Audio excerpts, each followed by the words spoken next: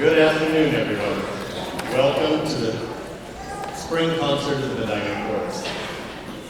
We do this every year, and we practice for 14 weeks prior to coming here, but the purpose is to provide joy and entertainment to the guests, and that we wouldn't do this if it wasn't for you all coming to enjoy every year. This is our 92nd year of continuous performances that we've done in the Medina County area or Northeast Ohio area. And so we just thank you for being here as well. Just on some logistic things, restrooms are down the hall as you go out on your left, and then at the far end of the hall, they're on your right. If there is an emergency, there's exits on the left and right, or going out as well, and going forward. So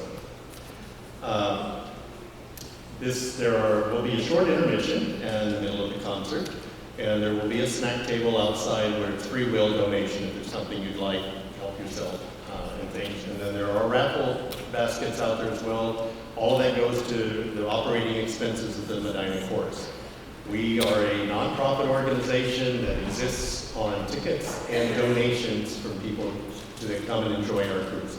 So if anyone enjoys the concert and would like to make a donation to help keep this to go to our 93rd year, or 94th, and 95th, please just go to medinachorus.com and you can put a tax-deductible donation in as well. And we would have greatly appreciated this as well. I want to welcome you to also look at the back of your program. This is just a preview of what we will be doing for our Christmas time winter concert in December. It is called Winter Soundscapes. Mike may talk a little more about it later going on, but we also, in the end of August, will be starting our rehearsals for that concert. And the chorus is a non-audition chorus open to anyone who loves to sing. So if you want to join, you're more than welcome. It's a friendly group. We have a great time and experience with learning the music that we'll be presenting on it.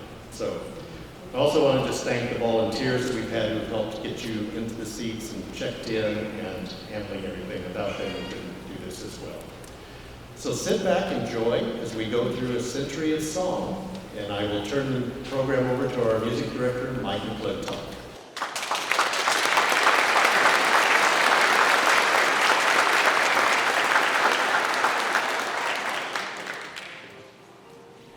Good afternoon. We'll be starting off our journey with Sweet Georgia Brown. While many modern audiences recognize the whistling opening of Sweet Georgia Brown as the official theme of the Harlem Globetrotters, the song's roots go back much further to the heart of the jazz age. First published in 1925, it quickly became a test piece for jazz musicians due to its circle of fifth progression and its driving, optimistic tempo. Legend has it that the song was named after Georgia Ann Thompson Brown, the daughter of a member of the Georgia State Assembly, but its legacy was cemented on the charts. It was famously recorded by everyone from Ella Fitzgerald to the Beatles, proving that its charm transcends that jazz genre. In tonight's choral arrangement, you'll hear the choir lean into the hot jazz style of the Roaring Twenties. The piece demands rhythmic precision and vocal agility, mimicking the bright brass and walking bass lines of big band. From its playful lyrics about the girl who makes even the dead wake up and yell hooray, to its high-octane finish, Sweet Georgia Brown remains a masterclass in musical charisma. And then we'll continue on, switching gears. While the world-renowned as the king of rock and roll, Elvis Presley's 1956 hit Love Me Tender showcased a softer, more crooning side of the cultural icon. The song served as the title track for Elvis's cinematic debut, and its immediate success, hitting #1 on the Billboard chart, solidified his status as a versatile balladeer. Despite its 1950s pop origins, the soul of this piece dates back much further. The melody is actually adapted from a Civil War era ballad titled R.L.E., published in 1861. During the war, R.L.E. was a favorite among West Point cadets and soldiers on both sides of the conflict who found comfort in its sentimental yearning tune while far from home. The enduring power of Love Me Tender lies in its lyrical simplicity and the timelessness of its melody. Whether heard in a 19th century army camp or in a 21st century concert hall, its message remains a universal plea for enduring affection.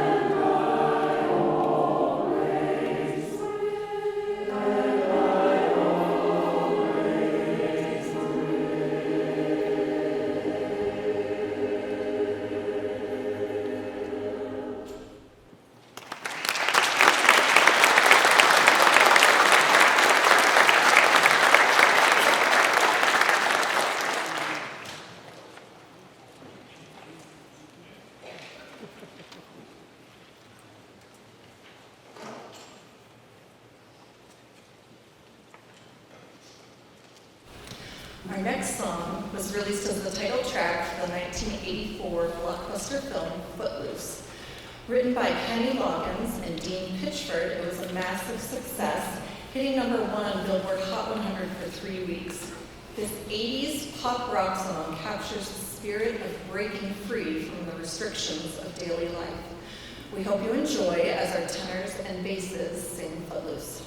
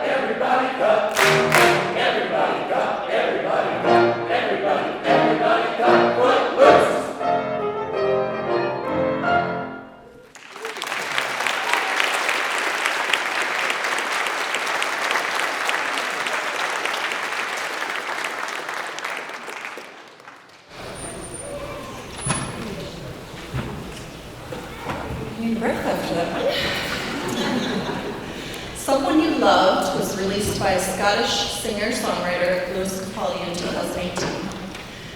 This deeply personal ballad became a global hit and earned a Grammy for Song of the Year. It was inspired by the pain of both romantic heartbreak and the grief of losing his grandmother. It took Capaldi 6 difficult months to write a song that joins millions of songs that have a profound emotional impact on people. We hope that this music touches your heart today.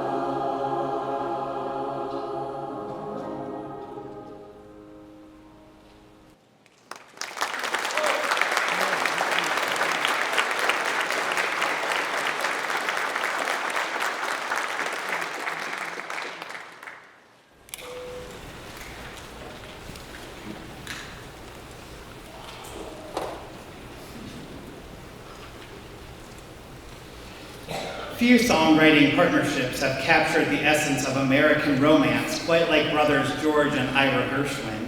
Written for the 1937 film Shall We Dance, They Can't Take That Away From Me was famously introduced by Fred Astaire as a soulful serenade to Ginger Rogers. While the film is full of spectacular dancing, this particular moment was a quiet, poignant highlight that earned the Gershwins an Academy Award nomination for Best Original Song. And then we will end our first half today with songs from the musical and Juliet. What if the ending of Shakespeare's most famous tragedy was actually just the beginning? That is the premise of the hit West End and Broadway musical and Juliet. The show flips the script on Romeo and Juliet, imagining a world where Juliet decides not to end her life, but instead heads to Paris for a self-discovery road trip. While the story is set in the Renaissance, the score is composed of the definitive pop hits of the last 3 decades. The musical features the catalog of Max Martin, the legendary Swedish songwriter and producer responsible for more #1 hits than any artist in history except for Paul McCartney and John Lennon. From the Backstreet Boys harmonies of the 90s to the synth pop anthems of the 2010s, this medley is a high-octane tribute to the architect of modern pop, featuring songs from the Backstreet Boys, Britney Spears, Celine Dion, and Kelly Clarkson. Here is the last 2 selections on our opening half.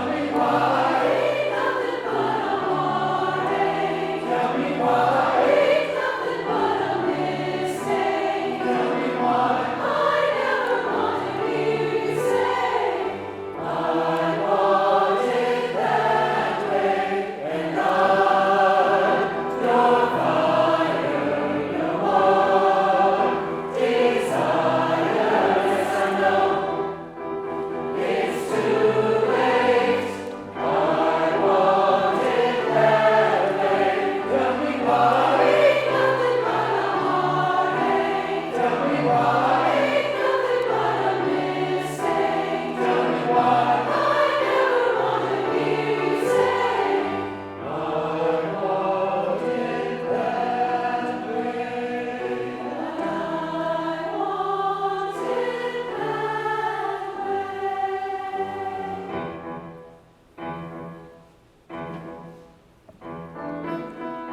baby, baby, how was I supposed to know?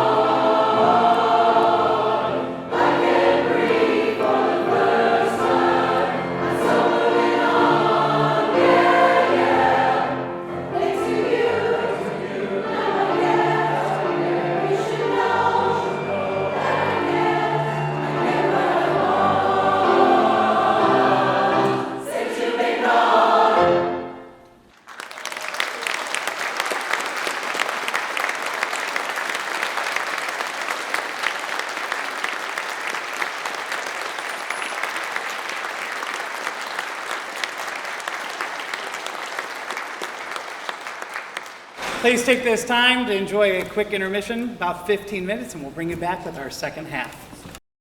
The Armstrong Neighborhood Channel is your home for sports, community events, and award-winning shows from all of our Armstrong neighborhoods. Catch up on events happening in your area, dive into a new hobby, or explore the fascinating places in your region on the Armstrong Neighborhood Channel. Check your local listings or tune to Channel 100 to see what's happening in your backyard. Visit us on YouTube for custom playlists and a full library of your favorite neighborhood channel shows. Everything local lives on the Armstrong Neighborhood Channel.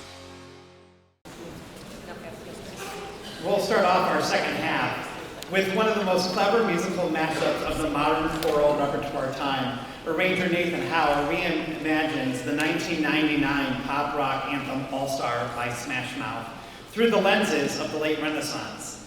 By stripping away the distorted guitars and the mid-tempo drum loops of the original, Howe reveals a surprising truth.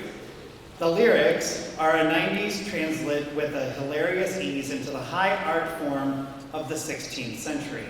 To appreciate this arrangement, one must understand an English madrigal, a form of secular vocal music that flourished during the Elizabethan era. Unlike modern pop songs with a lead singer and backup, a madrigal is polyphonic, which means every voice part, sopranos, altos, tenor, and bass, are all equally important, often weaving independent melodic lines together like a complex tapestry.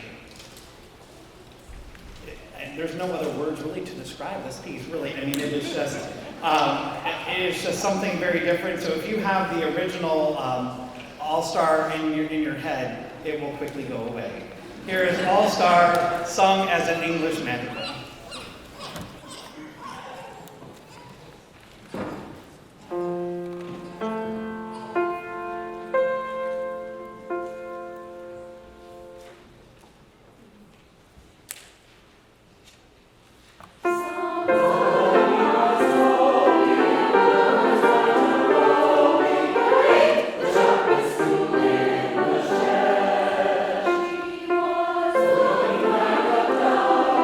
Thank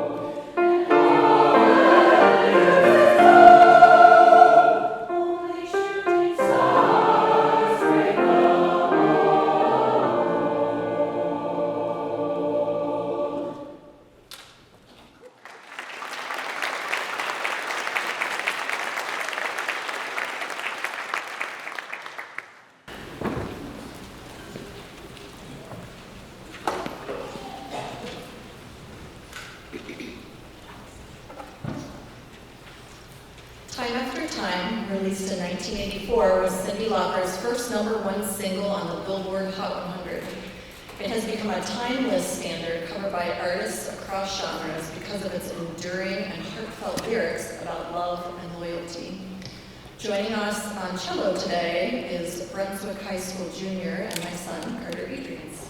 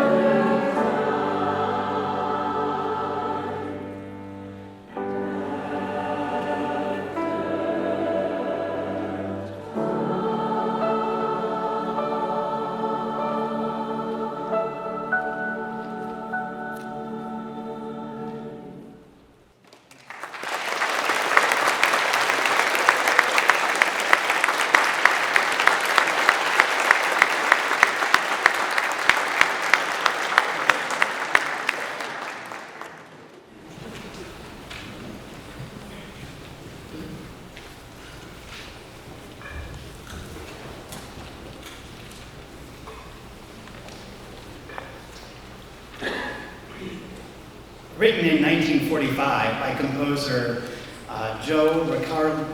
Rick Adele, and with lyrics by Reed Evans, the Frim Fram Sauce is a playful slice of post-war American jazz that has endured for its wit, its charm, and its unmistakable swing. Emerging during the golden age of vocal jazz, the song quickly became a favorite among the singers and instrumentalists alike, prized for its sly humor and relaxed sophistication. At its heart, the Frim Fram Sauce is a comic catalog of nonsense foods, Frim Fram Sauce, Asunfe, and Shafafa, delivered with mock seriousness. The lyrics parody the trend of fashionable excess while celebrating individuality. The singer rejects elaborate concoctions in favor of simple, honest pleasures, most famously a glass of milk. This tongue-in-cheek minimalism resonated with audiences just emerging from wartime, making the song both timely and timeless. And then we'll switch gears and go into a piece that was released on the 1965 Beatles album, Help. Yesterday holds the distinction of being one of the most covered songs in the history of popular music. Legend has it that the melody came to Paul McCartney in a dream, so complete that he initially feared he had unconsciously plagiarized the song. Once convinced it was original, he paired the haunting and descending tune with lyrics of a nostalgic regret, creating a masterpiece of the 20th century songwriting. Our specific arranging this evening was penned by Bob Chilcott during his 12-year tenure as a tenor for the world-renowned British a cappella ensemble, the King's Singers. Known for their impeccable blend and sophisticated vocal textures, the group required arrangements that could transform a pop standard into a vocal chamber work. While you may have seen the names Bob Chilcott and Jacob Navarrete paired on more recent choral editions, this particular version remains rooted in the classic King Singer style, a signature blend of English choral traditions and close harmony pop. And then we will transition. You heard the tenor and bass featured earlier. You will get a chance to hear our soprano and alto section featuring today on a song that was in the late 1960s. The songwriting duo of Burt Bacharach and Hal David redefined American popular music by blending sophisticated jazz harmonies with the catchy, accessible hooks. I Say a Little Prayer stands as one of their most enduring achievements. Originally written for Dionne Warwick, it reached even greater heights just a year later when Aretha Franklin released her soulful, definitive version.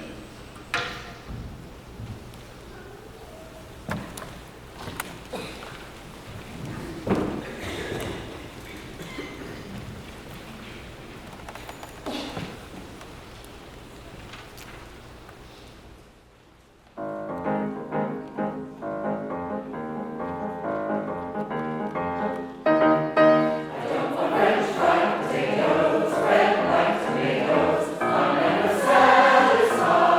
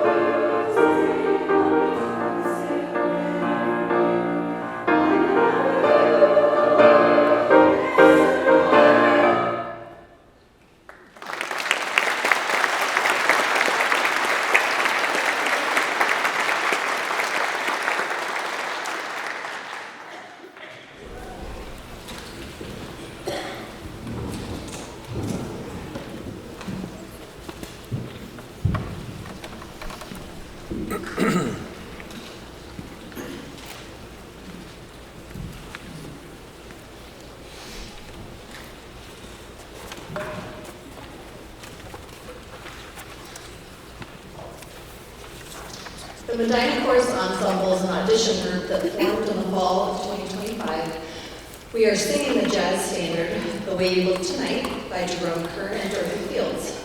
The song was introduced by Fred Astaire in the 1936 film Swing Time. It won an Academy Award for Best Original Song and has become a timeless standard, covered by the likes of Billie Holiday, Tony Bennett, Ella Fitzgerald, Frank Sinatra, Rod Stewart, Harry Connick Jr., and others. We hope you enjoy.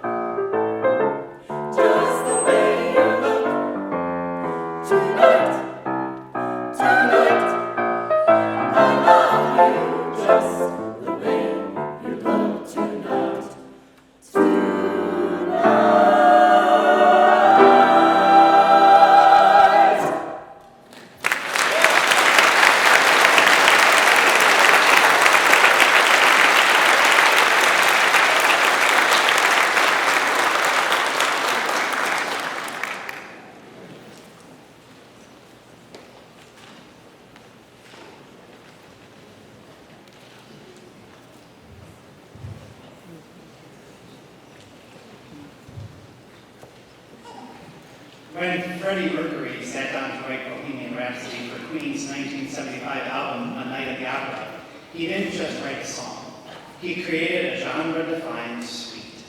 Clocking in at nearly 6 minutes and devoid of a traditional chorus, the track was initially deemed too long for radio. Instead, it became a global phenomenon, famously blending progressive rock, heavy metal, and most significantly, Italian opera. While originally recording its legendary for Wall of Sound, the effect was actually created by just three voices, Mercury, Brian May, and Roger Taylor, overdubbing themselves hundreds of times to create a virtual choir. The song is divided into three sections. The ballad. The piece opens with an intimate four-part introduction, followed by soulful narrative, and then the opera. This is where the arrangement truly shines. And then a hard rock outro. The piece takes a shift into the high-energy rock climax. The voices take on a more aggressive edge before sinking into the famous reflected "Nothing Really Matters" coda. Performing Bohemian Rhapsody requires a choir to be a chameleon, shifting from a classical chamber ensemble to a grand opera chorus, and finally to a stadium-sized rock band. It remains a testament to Freddie Mercury's genius that a song so eccentric can feel so universal. Before we sing Bohemian Rhapsody, though, I would like to take a moment and recognize Kathy Fathrak, our accompanist.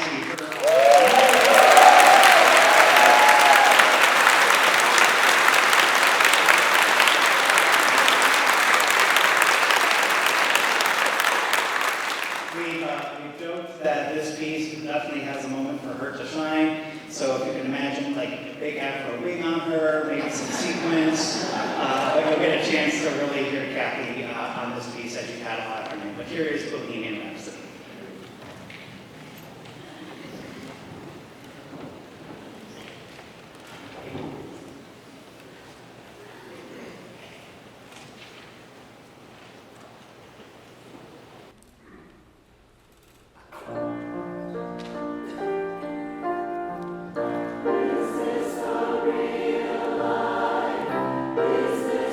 Fantasy, or in a land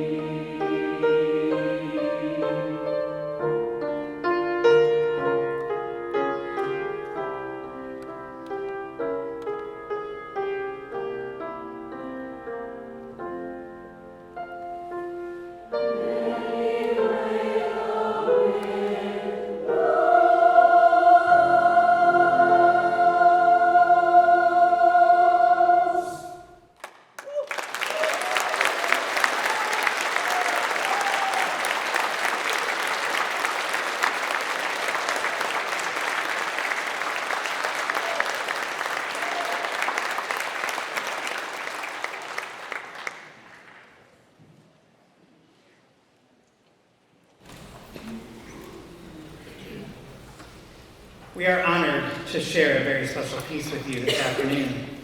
The project began with Sing Me a Story Foundation, an organization that transformed the imaginative stories of children facing significant challenges into original music. Our story comes from brothers Patrick, age 13, and Nicholas, age 9, in the front row over here. The boys lost their sister Lexi last February to a rare form of cancer called synovial cell sarcoma. In the midst of that loss, they were given the opportunity to write about anything they wanted, and they chose to create something imaginative, adventurous, and entirely their own. Rather than focusing on their loss, Patrick and Nicholas wrote a playful story about sneaking onto a cruise ship, catching a smuggler, and becoming millionaires. Sounds like, great, right? As a quiet and meaningful tribute, they named the cruise ship company in honor of their sister Lexi, weaving her presence into the adventure in a way that felt natural and joyful. Lexi herself was a songwriter who released 2 albums and found great joy in sharing her music with others. Music was an important part of her life and remains a lasting part of her legacy. Composer Tad Russo, who is also with us today, took the brothers' imaginative story and brought it to life through music, shaping it into a piece that reflects both the playfulness of their adventure and the deeper love that surrounds it. The result is a work that captures imagination, connection, and remembrance all at once. Today, the Medina Chorus is honored to present this piece, celebrating not only a new work of music, but the creativity, resilience, and enduring love shared by Patrick, Nicholas, and their family, while honoring Lexi's memory. Here is On the Lexi Line.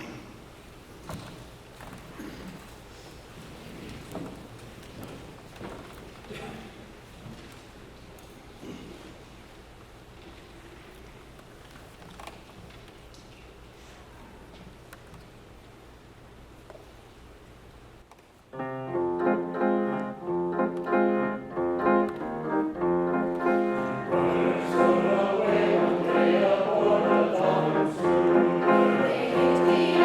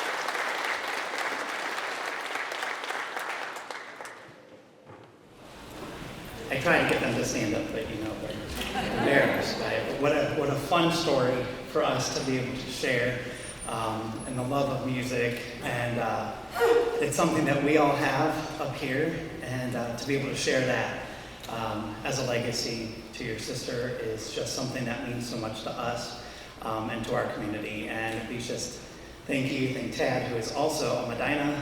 You're born and raised in Medina. I mean, no matter how far you go from Medina, you're still a Medina person. And it's just what a joy it is to be able to put this together.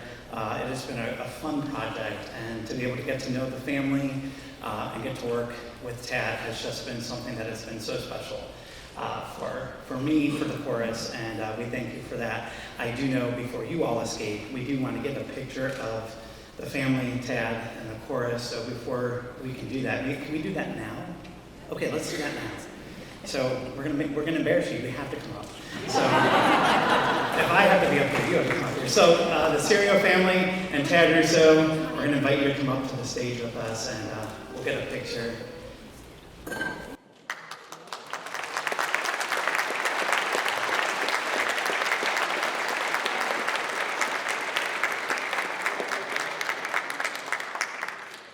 As long as they can get us all in, right? I don't want to block them. I'll go behind.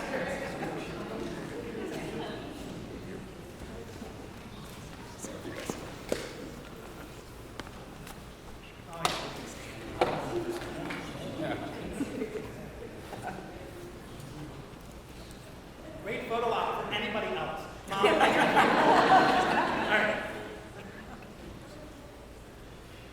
All right. Thank you so much.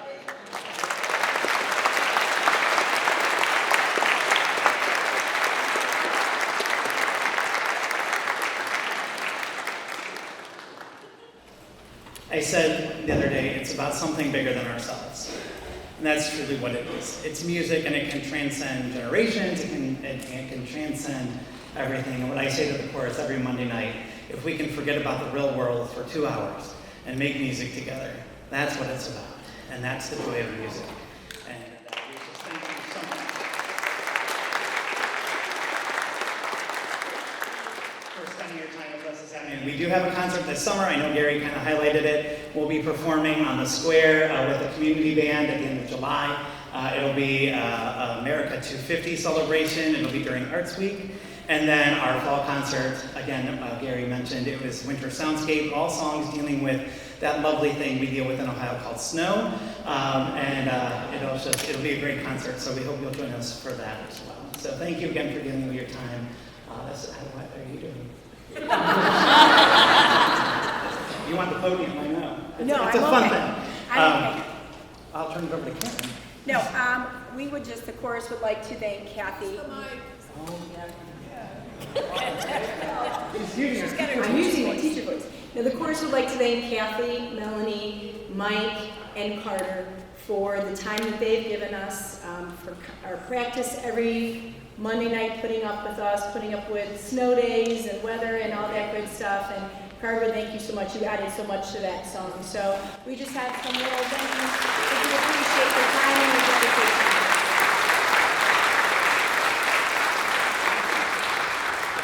Thanks again for spending your time with us, and enjoy the rest of your day. At least it's sunny out now. I don't know if it's warm, but at least it's sunny. And again, thank you so much for spending your time with us as we celebrate a century of music. Have a great afternoon and a great week.